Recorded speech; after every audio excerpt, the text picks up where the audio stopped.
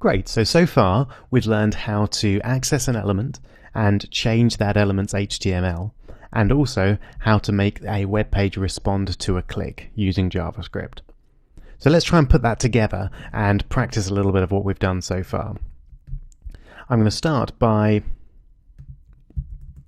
combining the two tricks that we've learned so far to respond to a click and change the text of a div when we click on a button.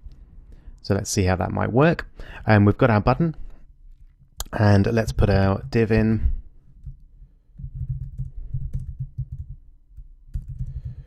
With some text in it. Okay. And what we want to do is when that button is clicked, we want to change the text of the div. So let's change the ID because we're going to have several different buttons here. We'll call this text changer. And we'll change the text within that button to change first div text. And then we'll give this div an ID of first div, like that. Okay, so we've already got some handy JavaScript here which we're going to use. Instead of my button, we want the ID to now be text changer, and this does the same thing that it did before. It accesses the document and then an ID element within that document, that is this button up here, and then on click it accesses this function. At the moment it alerts hi, but we want to change that to change the text of this first div element up here. So we do the same thing. We start with document, get element by ID, and first div. So now we're accessing this first div element here. And if you remember, we use the command inner HTML, and we want to set the inner HTML to this is awesome. Okay, let's have a look at that. Okay, so there's our button, change first div text, and this is our div with our text in it. Fantastic. I think this is great. Hopefully you're beginning to see the power of what JavaScript can do. We can affect and change any bit of a website with any kind of interaction. Okay, let's just see a couple of more things we can do. Underneath that div, we'll put another button. And this one we'll call text appender.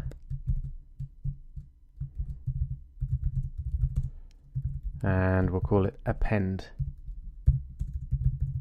some text. So appending text means adding text to some text which is already there. Simple as that. So we'll have another div. We'll call this second div. And we'll have JavaScript is ... Close that div. So what we want to do is to create a new script which, when the text appender button is clicked, that appends some text, so adds some text to the second div. So I'm going to copy and paste this script here, because it's a very similar script that we want to do. So document get element by ID, it's not text changer this time, it's text appender. And onClick equals function, I want to keep that the same. And this time I want to take the second div, inner HTML, but I want to add to that, I want to append to it. So I want to get the actual inner HTML itself, and then I want to add to that some new text. I'm just going to extend this so you can see that slightly better. Let's just run through what that does. So document get element by ID, second div, inner HTML. That gets the HTML of the second div document and sets it equal to what it is at the moment, so document get element by ID second div, plus the word great. So that will take what it is at the moment and add the word great to it. Let's have a look at that. So append some text. JavaScript is great. Excellent.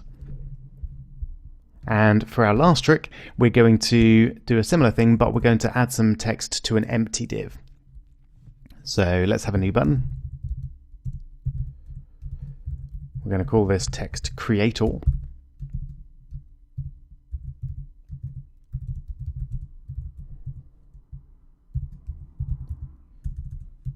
Slash button. And then we're just going to have an empty div, which will give an ID of empty div.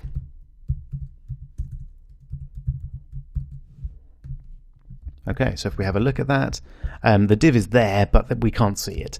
There's no content in it at the moment. So let's copy and paste.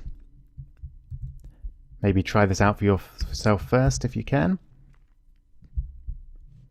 So this time we're going to get the element text creator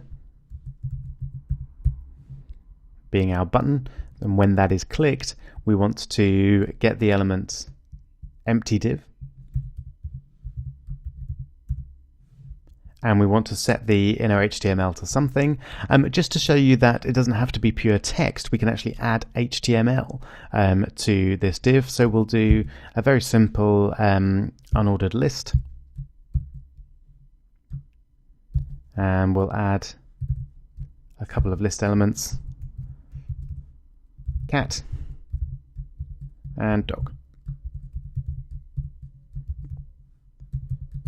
So just to remind yourself the structure of the HTML here, we've got an unordered list tag and then a list item tag of cat, closing the list item tag, and another list item tag with dog within it, and then we're closing the unordered list.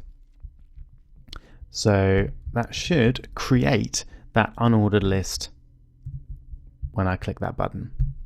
There it is, fantastic. So we've done three different things there. We've changed some text when you click that button. We've appended some text, so added to what is already there when you click that button. And then we've created some text, there we go, which is actually some HTML this time with a bullet point list.